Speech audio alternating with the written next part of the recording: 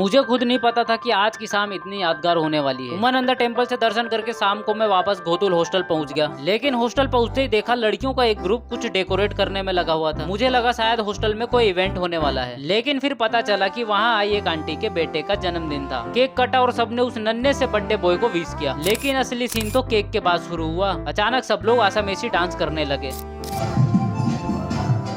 अब भाई मुझे आशा मेसी डांस तो आता है नहीं,